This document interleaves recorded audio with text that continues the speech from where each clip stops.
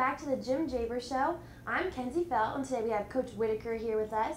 We're going to talk about our top 25 rankings, the past crazy week with their 4 games in 8 days, and some tournament time.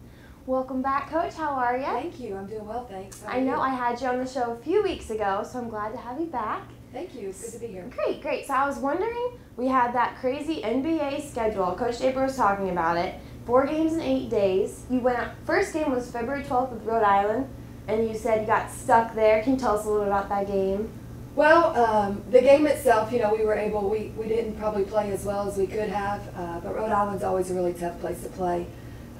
But we were able to pull out the win, which is good for our kids. Anytime you get a road win, I think that's a good win. Unfortunately, our travel was a little hindered by the snow. Yeah. It was a huge snowstorm, so we had to bus 18 hours home. Oh my gosh. But luckily we made it home safely, and that's really all that matters. That is. I know it's hard when you have those long travel games too. And you guys won 73-66. Andrea Hoover had 21 points and 11 rebounds.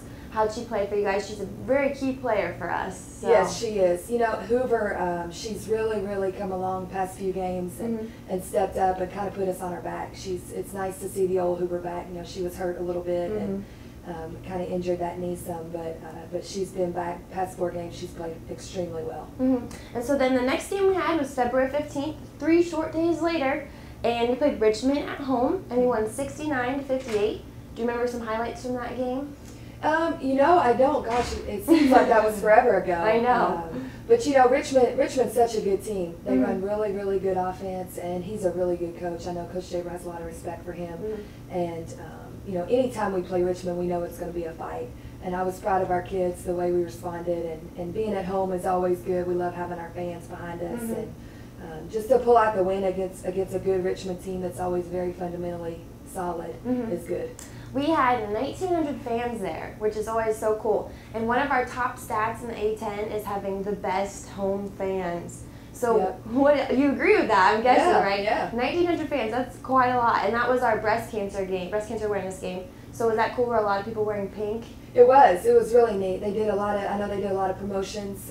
Arnika, our director of basketball operations, she's a breast cancer survivor, so it was pretty cool for us to have her a part of our staff. And just the whole atmosphere of that game, just really to appreciate what we have, and that's a lot of what we talked about before the game. It's just appreciating everything and being thankful for your health, and so it's nice. It's always good to have 2,000 people in the stands. Yeah, I agree. And Celeste Edwards had a great game. She had 25 points for you guys.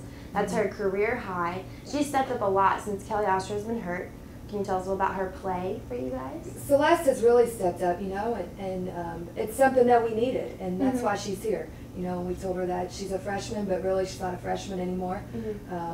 Unfortunately for Kelly, we hated to lose her. Kelly's such a key part of our team. But that opens up opportunities for others, and I think Celeste has taken advantage of opportunity. Exactly. And Kelly had a successful knee surgery, correct, on Valentine's Day. So she'll be back and ready for next season, you think?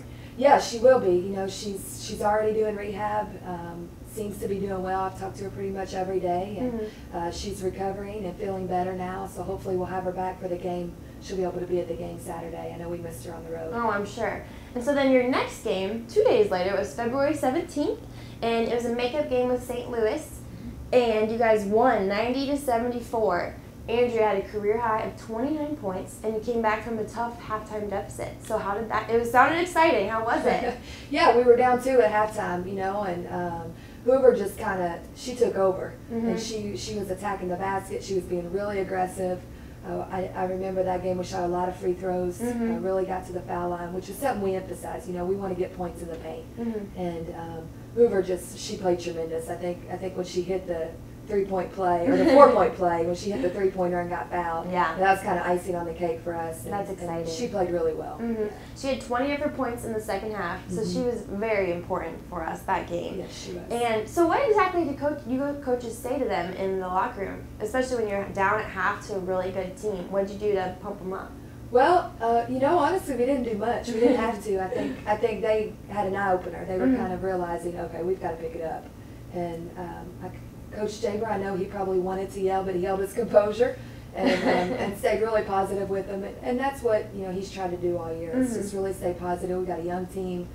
We're constantly learning valuable lessons. So when you're on the road, down 2 at halftime, you know, you've got to figure out a way to get it going. And fortunately, Hoover was able to step up for us and put us on her back. Like I said, she's been doing for 4 games and really just lead us to the win. Yep, that's great. So last week we were number 25 in the top 25 USA Today's coaches poll, and that's so exciting. We're finally back in it. Last year our top spot was number 11, I believe. So then after the St. Louis game, we returned to number 22. Right. So is that exciting for you guys? I know Coach Jabir isn't a big fan of the stats and all that, but it's got to be kind of fun, don't you think? I think it's just a confidence thing for us, you know, for our players. Honestly, we don't talk about it. I don't even know if they know. I'm sure they do.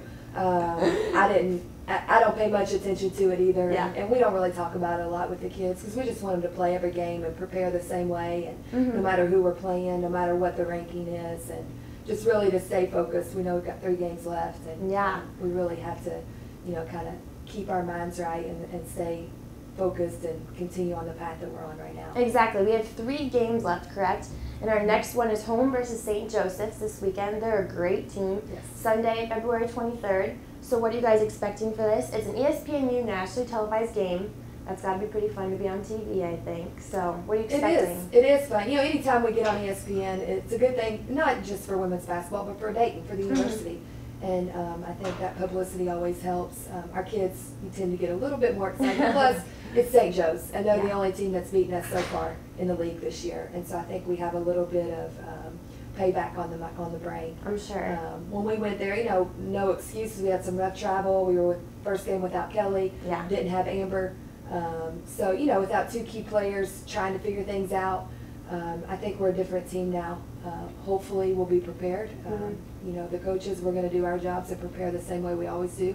We'll get out on the floor today and go through things. And but anytime you play St. Joe's, you know, they're the defending champions of the tournament last year, and we don't have to do too much to get them excited to play this game. Looking for some redemption. That'll be fun. And it's a whiteout, and it's also senior day, so you're going to be celebrating Cassie, your lone senior. You're really going to miss her, aren't you? We are. You know, Cassie's such a huge part of our team. And I wasn't here her first 2 years when she played, but I know she's come such a long way, and she's improved her game so much. And you know, what better way than to close out, you know, our home. Well, I guess we have one more home game. But for her, you know, senior day, playing St. Joe's, possibly, you know, for the 20th win of the season. You know, I think there's a lot of things, you know, that will probably be going through her head. And for her just to have her family close and be here and just to celebrate Cassie and all she's been able to accomplish. That's so cool. So we have 3 games left in regular season, and then tournament time is right around the corner. It starts March 5th in Virginia, correct? Yes. So how are you guys preparing for tournaments?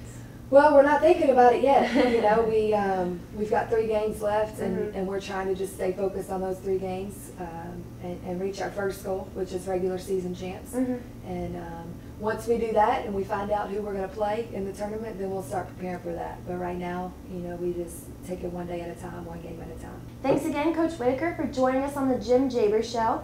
Don't forget to come out this Sunday and support your Flyers for the whiteout. It's senior day against St. Joseph's. It's going to be a great game. Also, here's our Flyer fan photo of the week. How cute is this little girl all pinked out for the breast cancer awareness game? Thank you to Chris Bottomley for tweeting us this picture. Please bring all that excitement this Sunday for the game. Thanks so much for joining us on the Jim Jabir Show. I'm Kenzie Fell.